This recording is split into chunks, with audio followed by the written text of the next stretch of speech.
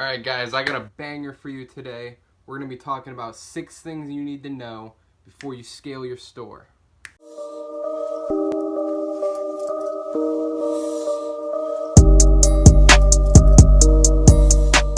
Alright, so we're in my computer now. We're going to be talking about 6 things you need to know before scaling. As you know, first tip is I'm not the kind of person to scale overnight. Very important to me that we make sure that all the systems are set in stone before we blow the store up. So that's why I'm making this video, just so that people kind of understand my reasoning behind that and why I like to do things that way. So one of the first things that you have to focus on, and like one of the main reasons why you don't want to blow up overnight, is you need to build a base for your store.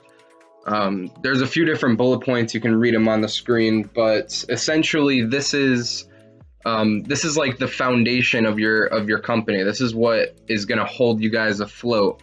A lot of these are like really little things that don't seem like they matter, but if you've ever been in a situation where you're pushing a lot of revenue and there's a tiny issue with one of these main foundations, it creates a really big problem, like a bigger problem than it should be. And that's why we choose to scale slowly, so we can build this base up. So the first one is locking down your store's conversion rate. Now, there's a big thing that me and my team live by, and that's don't try to fix something that's already working. And that's exactly why I put this in here, because you don't want to be pushing like 2, 3, 4K a day and then decide to change something on your store for some reason. Everything that you change on your store should be done in the beginning when you're not pushing that much revenue. So if it messes anything up, it doesn't really risk that much. You might lose a few sales. So what you need to do is you need to focus on apps, like different apps that you can get, different changes that you can make to your website, your copy, all that different stuff to make sure that you have your conversion rate locked down. You want that to be really solid. And I'm not saying that you don't want to change your conversion rate ever again, like you don't want to keep on trying to improve it. I'm saying that all the major things that make a big difference should be changed in the beginning. It shouldn't be a situation where you're pushing so much traffic and your conversion rate isn't high enough, so you need to start messing around with it. I wouldn't do that. Then you're already spending too much money per day. If anything messes up, you're just going to lose a bunch of money. So yeah, I hope you guys understand that. It's not black and white, but it is something to keep in mind, that you want to build up in the beginning. The next one is you want to solidify all of your processes for returns, customer service, and placing orders. These 3 things are almost key. And it kind of goes along with getting a trustworthy team put together, so that they can help you do these sorts of things. Placing orders should be a daily activity. With all my clients, I recommend that we do it daily. Returns and customer service, those 2 things kind of go in hand as well. Your return game should be very strong. If somebody comes to you with a return, you should just give it to them. You shouldn't have a second thought about it, mainly because a happy customer base is a lot more valuable than like a $50 product that you could just return. Okay. So, and then customer service, just keep your people happy. And I'll make another video on customer service and returns and how we maintain a good, satisfied customer base in a future video. But for now, we're just talking about the processes. So get a trustworthy team put together, learn how to do it yourself, however you want to do it. You definitely want to work out those kinks while you're building your base. Another big thing that has caused really big issues that should not have happened while we were scaling was issues with suppliers and payment processors. You don't want to be doing like 3, 5K a day and have your payment processor say, hey, we're going to hold 25%. Just come out of the blue and say that, because now they're going to be holding $1,000 to $2,000 a day, and you're not going to have that cash flow for 30, 60, 90, 120 days, however long they prescribe the hold on you for. Also, suppliers, big issues. Suppliers raising prices all those different little stupid things that you don't really think about that can make a really big issue down the line. You want to work those out in the beginning before you're pushing weight. And then these are just some more things to keep in mind. You want to deal with the problems while you're small. And if you've been running a store for a while, you know what the problems are. You know exactly what I'm talking about. So let's say you're scaling a new product. A 10% return rate when starting out is a lot easier to fix when you only have 100 orders rather than 2,000 orders. So while you're scaling, you're going to be getting more orders, more customers, pushing more numbers, and you might get a few returns here and there. Maybe you ran into a bad supplier and the product is just always broken. A 10% return rate will literally destroy your business because your payment processors will not want to work with you. They're not going to want to work with you if you have a 10% return rate. So you need to figure this out. And a lot of people, they scale to thousands of orders within their first month, just to realize that they have a really high return rate, and it messes them up because you can't go back in time and take those orders back. Your payment process is going to see that, and they're not going to be happy. They could even stop working with you, and then you have to go through all this, and you already have a ton of traffic coming to your page. This is not a fun situation. So, maybe 100 orders is too little, but let's say the product takes 2 to 3, 4 weeks to get to the customer. You got to keep in mind that if you're just starting out, 2 to 4 weeks from now, you're going to learn about your return rate and like how people are reacting to the product. So you really got to keep that in mind. This is about an app. Okay, so different apps. This goes back to, locking down your store's conversion rate. An app that messes with conversions in a negative way is a lot less destructive when you only have 300 visitors a day versus 6,000 visitors a day. This is probably one of the most common issues that I have with clients in different stores is people try to download apps to improve their conversion rate, and it ends up doing the complete opposite because everything's already optimized for what they already have.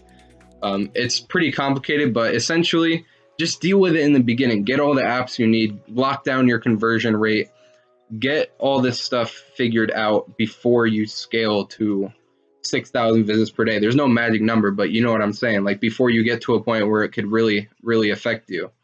You want to work on these kinks in the beginning. So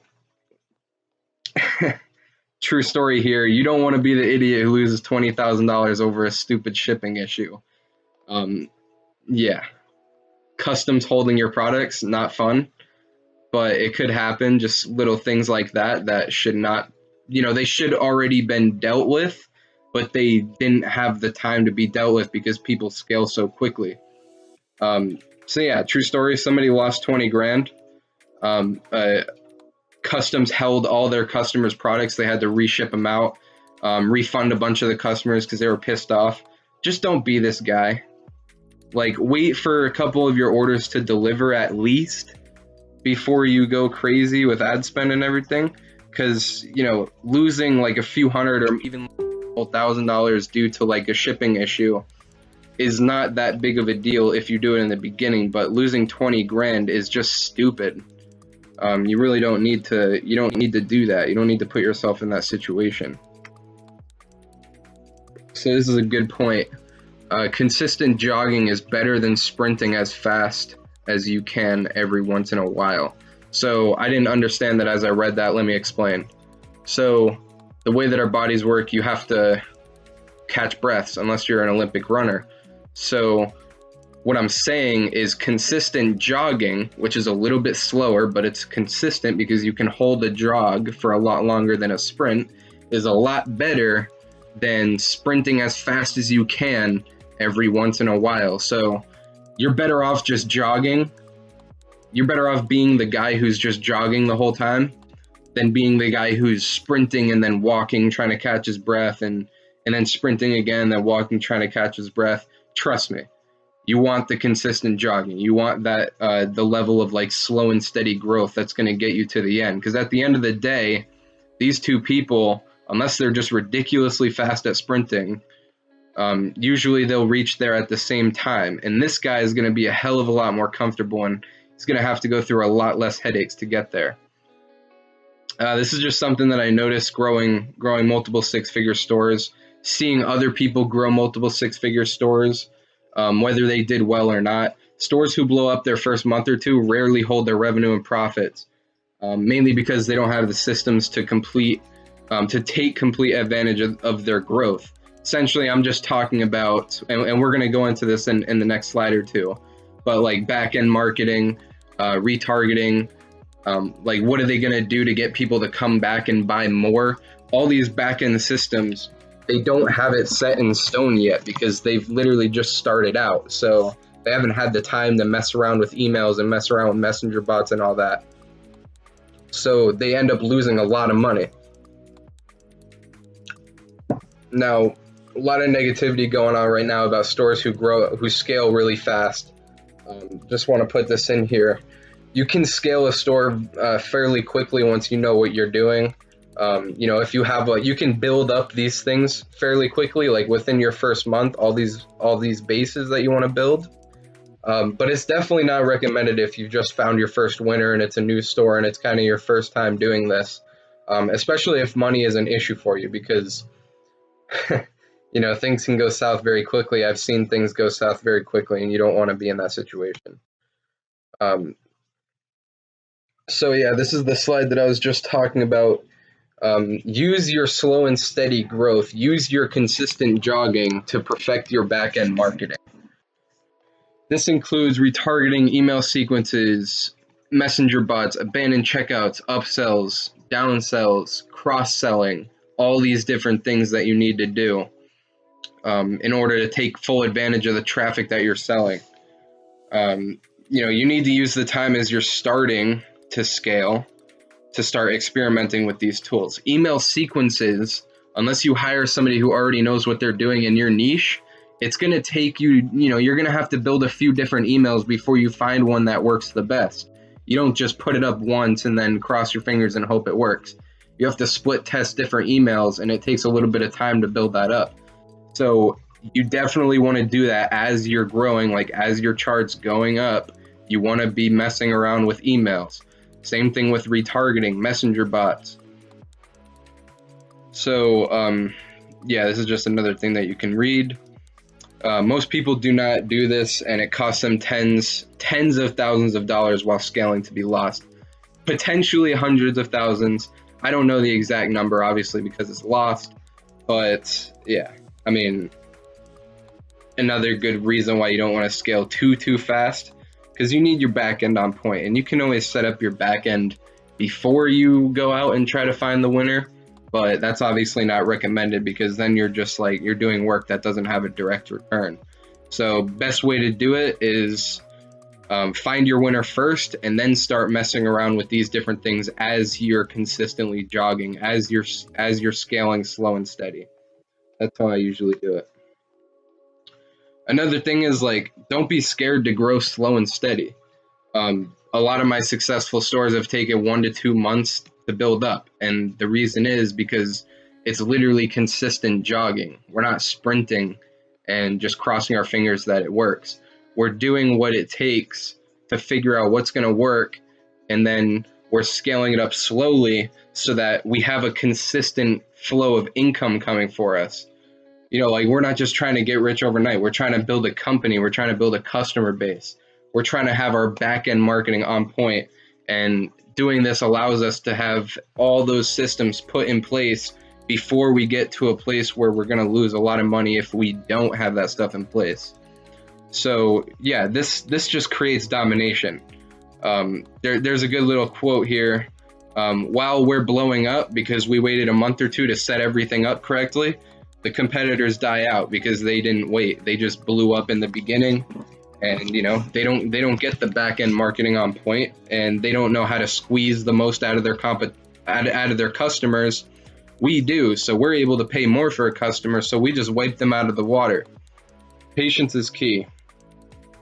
And of course, that's going to bring me to my next point. Don't be scared to scale the hell out of it. as you're going from spending 50 to 100 to 500 to 1K to 2K to 5K to 10K a day, it can be nerve-wracking simply because you're seeing more money leaving your account than usual, especially if you're just starting out. Most people are not used to spending $1,000 a day, and it could be nerve-wracking, but you just got to make sure that you keep your eyes on your numbers and make sure they are making you money. As long as you're doing that, everything should be fine. And if something's not making you money, just get rid of that shit because you don't need it. Um, of course, you should have all your processes set up for this moment so you can just blow it up and you don't have to worry about anything because you're already making the most profits as you can because you already have everything is set up properly. You have a solid foundation, a really good back-end marketing strategy, and you keep messing with it and keep making it better. And you can just make the most profits out of this as possible. So yeah, those are like some of the key points, and I think that's the end of it. Yeah, it is. So those are just some of the key points that I want to cover as to like why we scale exponentially, and these are some main things that you need to know before you start scaling, because you really got to decide, like, is it really worth scaling overnight, or should I go the slow and steady route and set everything up properly? Really, it comes down: are you trying to build something that's going to last, or are you just trying to make a bunch of money and then move on to the next thing? But for me, I'm trying to build things that last, stores that are going to last, build a brand, build a strong customer base. So this is always the way that I decide to go. All right, guys, I hope that gave you a lot of information on what you need to know before you start scaling your store. This is Noah Burr, and until next video, I'll catch you guys later. Peace.